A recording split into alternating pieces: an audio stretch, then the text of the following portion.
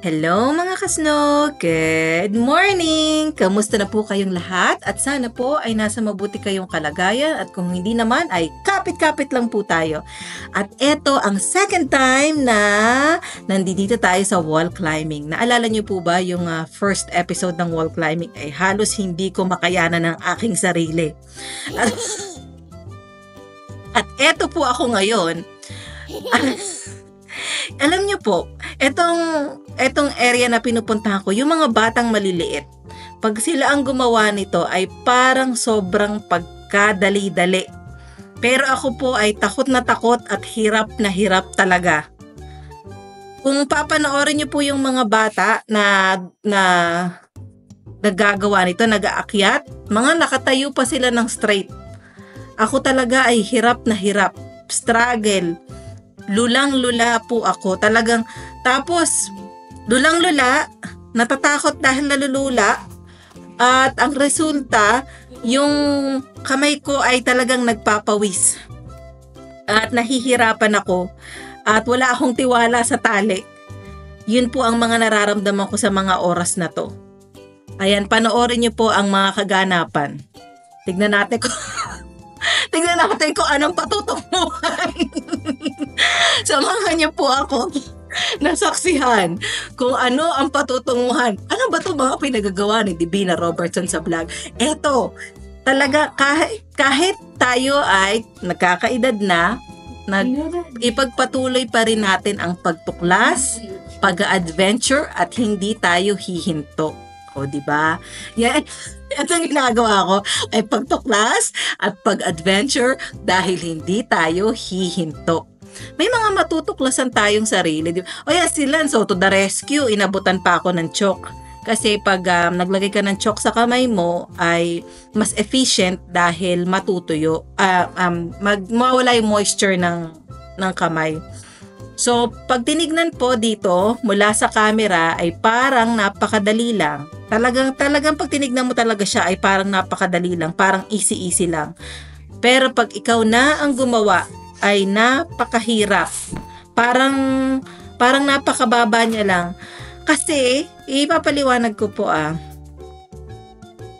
sa mga oras na to, ang tumatakbo sa isip ko ay kapag tumalon ako, bigla akong babagsak. Kahit hindi naman ganun yung mechanism nung True Blue. Hindi ganun ang mechanism nun. Mabigat ka o magaang, parehas lang yung pagbagsak mo. Kaya imbis na tumalon ako dahil wala akong tiwala sa tali, ayan, nakita nyo po. At nagpadaus-us na lang talaga ako. Sundan natin ang mga kaganapan.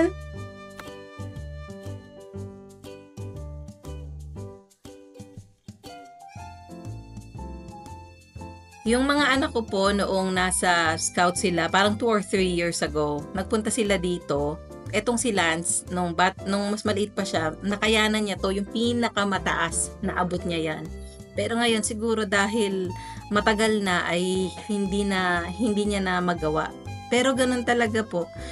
Kapag sinisimulan mo uli ang isang bagay, paunti-unti lang, kasi pag ginawa mo rin naman yan ng paulit-ulit, at nag-practice ay makakayanan mo rin. Yung pong tali, hindi siya dapat talaga hinihila. May nakasulat doon. Kasi kapag hinila mo siya, ang mangyayari ay babagsak ka ng mabilis. Parang hindi ka nakatali. Pero dahil automatic kasi yun parang, siguro i-explain ko po ng ganito. Kapag bumitaw ka sa tali, parang siya, kapag yung nahawakan mo, limbawa may nagluluto, tapos yung kaldero hindi mo pala alam na mainit at bigla mong nahawakan, automatic sa utak mo na yung kamay mo, tatanggalin mo nang hindi mo iniisip. Initial reaction ng katawan mo. Pag may nahawakan kang mainit, tatanggalin mo. Ganon din po dito sa tali. Initial reaction siya ng katawan mo na pag nilaglag mo na yung sarili mo, ay hahawak ka sa tali. Di ba ganun po halimbawa na out of balance ka, yung kamay natin parang naghahanap ng mahahawakan. Ganon din dito. Kaya hindi mo siya dapat hawakan dahil babagsak ka ng mabilis. Pero dahil nga sa initial reaction at dahil bago pa lang tayo dito, ganon ang nangyayari. At eto si Lincoln, pagkatapos nga ng 2 or 3 years ay nagpa-practice na uli siya na bumalik dito. At sa mga hindi po nakapanood ng vlog ng first time namin na nag-wall climbing, ang asawa ko po ay nag-sign up for 4 months. Opo, tama ang inyong narinig. 4 months namin itong gagawin. Kasi gusto niya, maliban sa camping, meron kaming laging pinupuntahan na family bonding. Kasi yung mga bata, sila lang, nag-swimming sila lang, swimming lessons, scout sila lang. So, eto para sa aming lahat na lahat kami pwede naming gawin. At second time to ni Mushi, mas malayo ang nararating niya. Ipapakita ko po yung itsura ko nung first time ko talagang nag-wall climbing. So, ito yung sa vlog ko, sa mga hindi pa nakapanood ng first time kong nag-wall climbing, hindi ko mabuhat yung katawan ko at pagod na pagod talaga ako. Nakaganyan lang ako, napakaliit lang ng narating ko, pero sobrang pagod na ang katawan ko. At halos wala talaga akong narating. Pero para sa akin, nung mga oras na yan, yung natry ko na yan, para sa akin ay achievement na. At tignan natin kung gaano nakalayo ang mararating ko ngayong second time. At eto na, naghahanda na kaming mag-iina. Naglagay na ako ng chalk sa aking kamay. Panoorin natin, gaano kalayo ang mararating namin.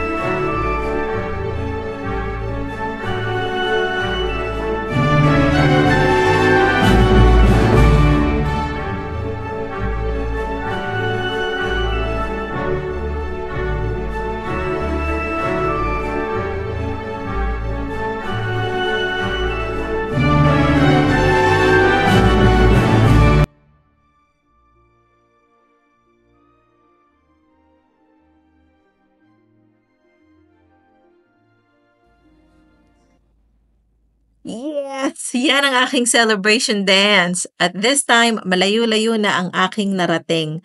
So, hindi ako lagi akong magvo-voice over kapag nandito kami sa wall climbing kasi laging may tugtog at hindi tayo pwedeng magsalita kapag may tugtog. At si Lance, malayo-layo na rin ang nararating niya. So, sa mga hindi pa po nakaka-try ng wall climbing, siguro maano ko lang pa yung idea kung gaano siya kahirap. Pag akyat baba kayo sa hagdanan, anong mararamdaman niyo? 'Di ba pag umaakyat kayo, para kayong hinihingal tapos nakakapagod. Mas intense pa ang wall climbing, mas matindi pa kasi gagamitin mo yung taas ng yung upper body portion mo. Gagamitin mo talaga yung lakas mo ng muscle mo sa kamay, sa paa. Ang mangyayari talaga kapag first time, sobrang sakit lahat ng mga muscle mo. Masakit pag uwi mo sa bahay hanggang kinabukasan. Kasi yung mga hindi mo nagamit na muscle, all of a sudden, magagamit mo siya. Pero through time naman, syempre, pag inulit-ulit mo to, tulad ko, malayo-layo na yung nararating, di ba? Gusto ko lang pong mai-share, may nakikita niyong bilog sa wall, yun yung difficulty level ng bawat gusto mong mapuntahan.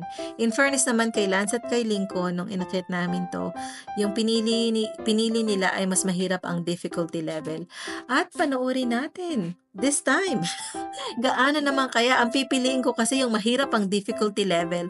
So, may mga area kasi na aakyatin mo ng patagilid, yung pahirap na siya ng pahirap, para na siyang puzzle kung saan mo ipupunta yung paa mo. Panoorin natin.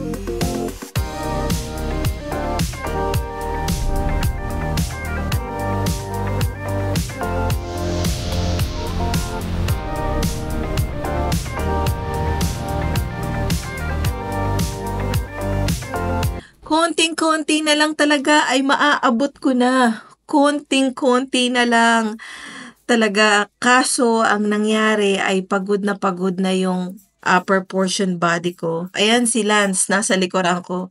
Sige Lance, try ka lang ng try. So pinakita ko po dyan yung kamay ko ay pawis na pawis talaga. Masakit na siya sa braso, masakit na siya sa binte. Ang hirap niya ng akyatin, para na siyang puzzle talaga kung paano mo iaano yung katawan mo, saan mo ida-direct yung katawan mo. Tas dahil yung kamay ko masakit na rin, hindi ko na rin matanggal. Ayan yung nakadikit sa akin.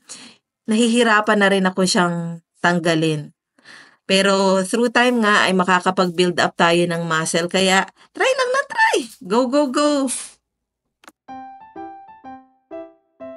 Kung kayo po ay nagbabalak na mag-wall climbing, ang advice ko ay yung few steps, pag-aralan nyo kung papaano mag-let go.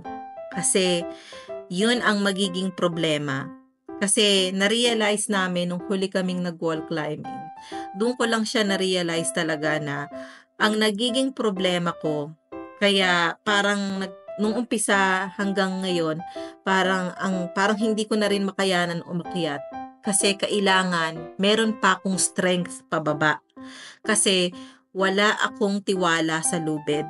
Nandoon pa, ang daming kasing factor na nangyayari kapag nag-wall climbing ka. Nandoon yung lula.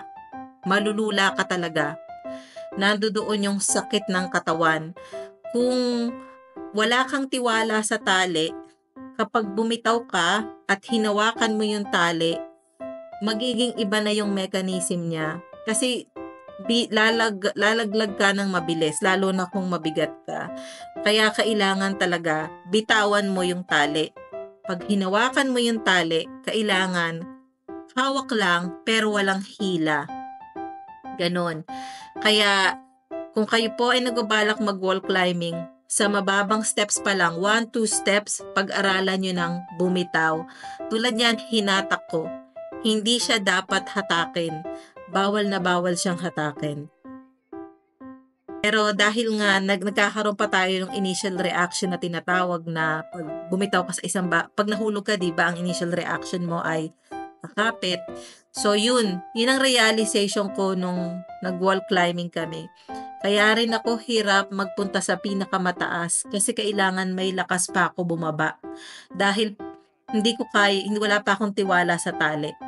Yun lang po ang masishare ko. Kapag nag-wall climbing kayo, 1-2 steps, pag-aralan nyo rin na bumitaw. Dahil kung mahirap, para sa akin kung mahirap ang umakyat, mas mahirap ang bumitaw. At eto na nga, dibdiba na talaga to dahil nilagay ko na yung chalk. Yung chalk dapat ilalagay sa may bewang. Diyan ko lang siya nilagay. So, sinabi ko sa mga anak ko, eto na yung last, uuwi na tayo. Panoorin po natin sabay-sabay kung hanggang saan ang layo ng mararating ko this time.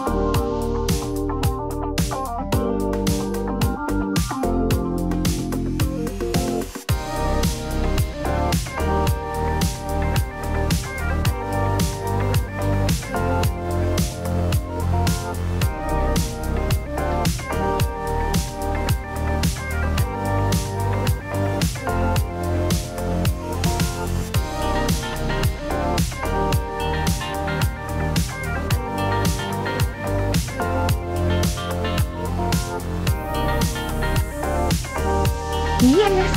Nakayanan ko! At masaya po talaga ako na ma-share ko sa inyo ang moment na to na na-achieve ko. Thank you, Lord. Binigyan niya ako ng strength. At eto na nga po. Ayan ang nangyari sa akin. Mali ang pagbagsak ko at nadisgrasya po talaga ako nung mga oras na yan. Halos hindi na ako makalakad. Halos hindi ko na ma-straight ang aking paa. So mga oras na po ito, eto na talaga yung huling akyat ko, ayan na yung moment na uuwi na kami. Pero na-disgrasya ako ng mga oras na yan. So ang nangyari po ay na maliit lang yung bagsak ko, pero hindi maganda yung pagkakabagsak ko. Nagkaroon ako ng malaking pasa sa gilid ng paa at bukol. At kahit sa pagsubok na dumating, ay tuloy-tuloy pa rin tayo. Tuloy ang buhay.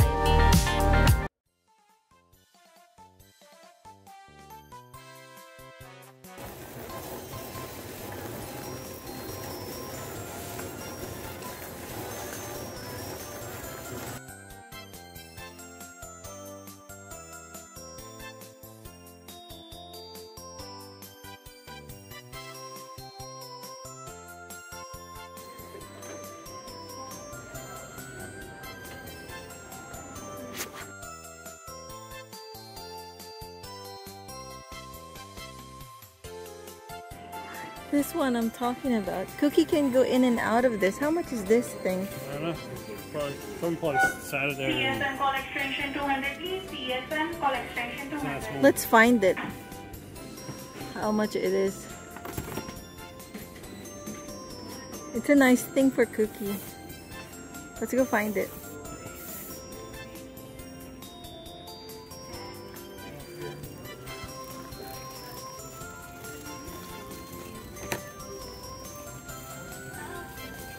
Oh my god. Huh? $25. I think Cookie will love it.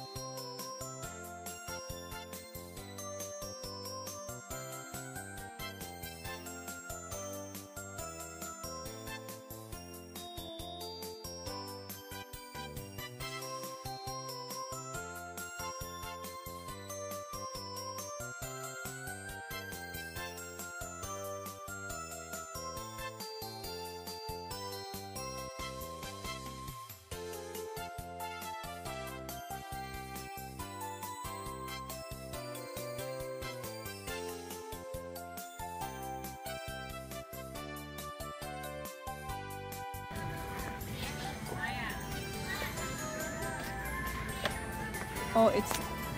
Oh, yeah. Yeah. It says po. That's Pho. pad thai, $1.67. Yeah. I'll give it a go. This one. This is new. Hot Ones. Hot Ones seems to be like some kind of brand. Like it's mixed up Hot with Ones stuff. is a show moshi. Yeah. Is it? Yeah. Wherein he interviews people. Garlic chili, they're all So, the same. we'll Sweet try chili. one. Yeah, try one.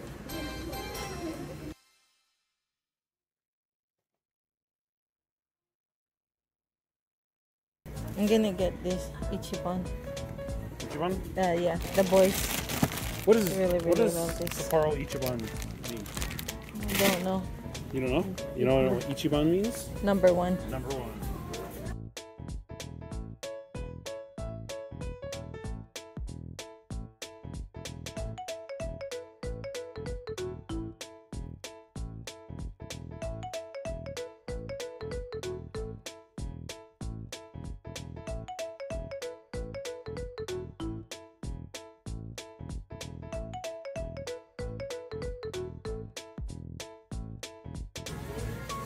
How many boba do you get?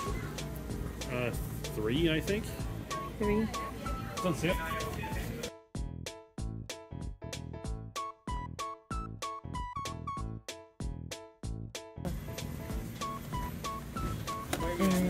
And you got something.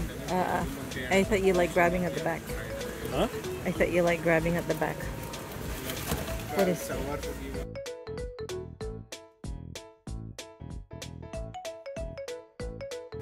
Like that? Yeah. This is so good. Huh? $2.27? Enchimoto.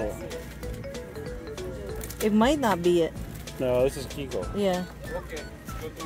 This is Oh, not it. $6.97.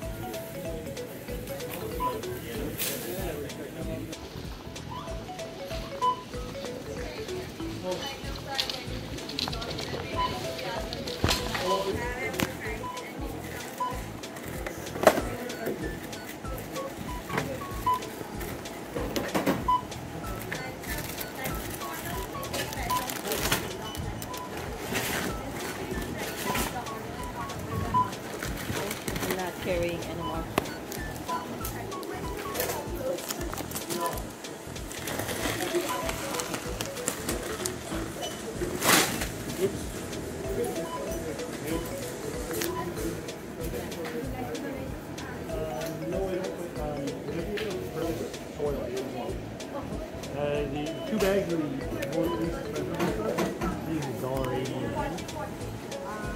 This Yeah. one? Guys.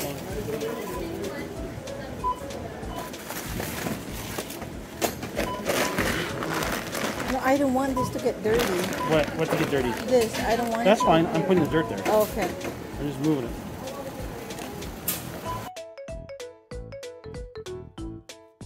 Ooh, lovely. Let's go.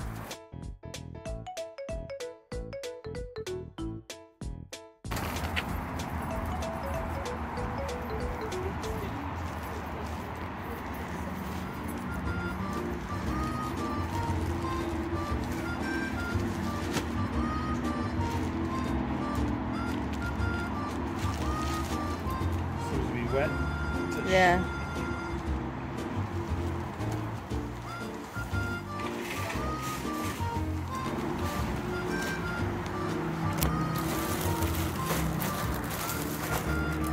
Okay, you push it. You gonna push it?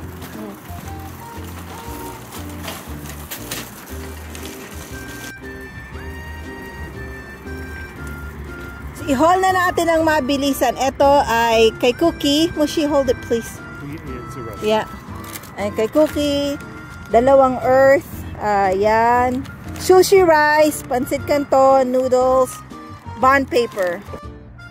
Tinitignan ko mga kasno kung ano yung nagpamahal. Ang nagpamahal pala yung kay Cookie. Tapos yan yung $21.97. Tapos yung sushi rice. Meron pa po kaming bigas, marami pa kaming bigas, pero wala na kaming sushi rice at mahilig kami sa sushi rice. Tapos, yung $21.97, yung pala yun yung bond paper, yung kay Cookie, $24.97. Kaya lahat ay inabot ng 102 and 35 Canadian dollar. I put it in your new kennel. What's this? New bed. New bed. Oh, do you fit? Get inside, Cookie. There! Yes! A good girl, Cookie. Girl, yes! Oh, wow! Oh! I think she likes orange. So pretty. Aww.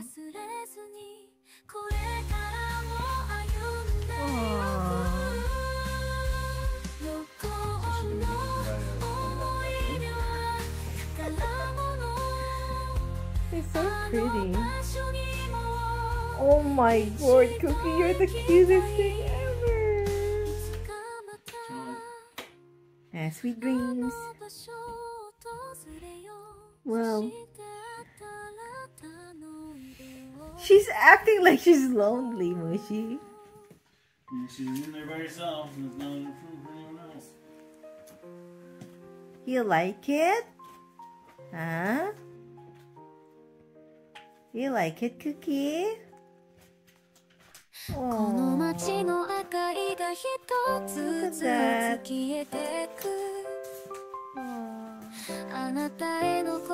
Wow. When you buy something, Mushi, and you get a reaction like this, you think it's worth it?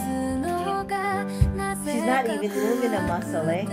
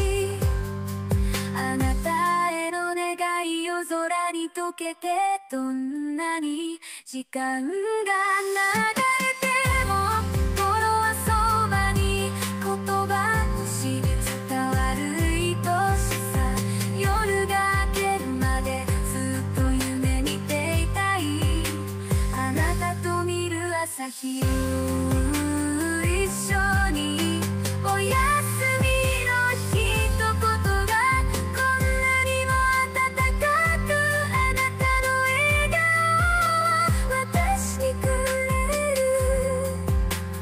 どんなに遠くても心はつながって夜風に乗せてあなたへ届け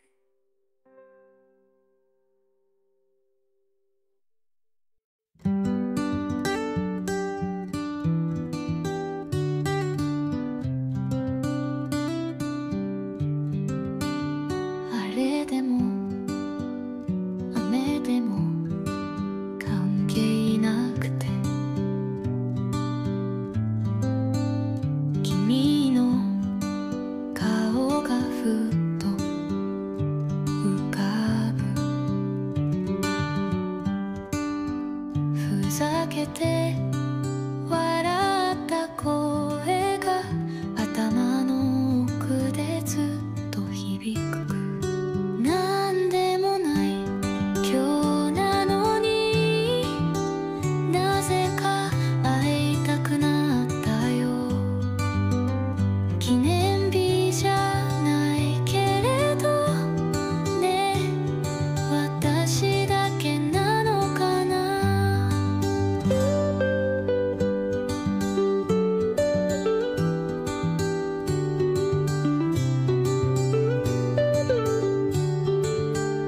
夕暮れの街が滲んでる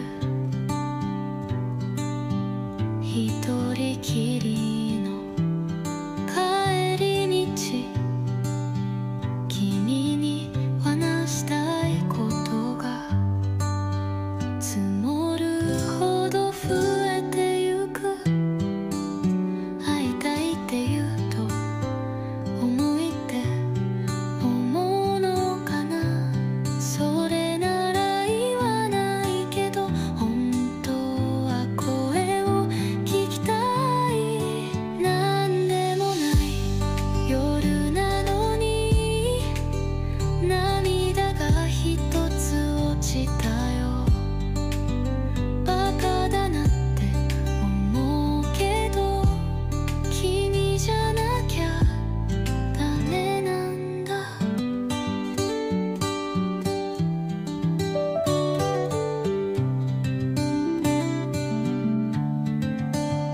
思い出は優しすぎて現実を犯してくる近くにいないだけで心が迷子になるなんでもない日々でもそばにいてほしいんだよ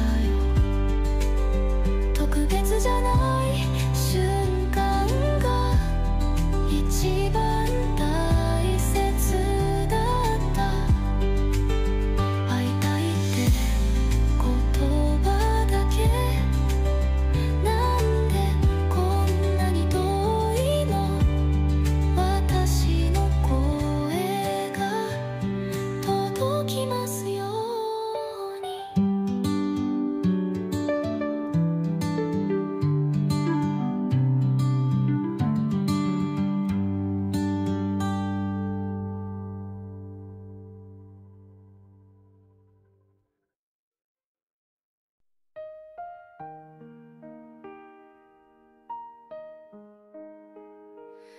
朝の光が窓を温めるときいつも隣にはあなたがいる小さな幸せ集めながら歩んできた日々を感謝してありがとうの気持ちを伝えたいいつも支えてくれるすべての人に見えない絆でつながっていることこの歌に乗せて伝えたから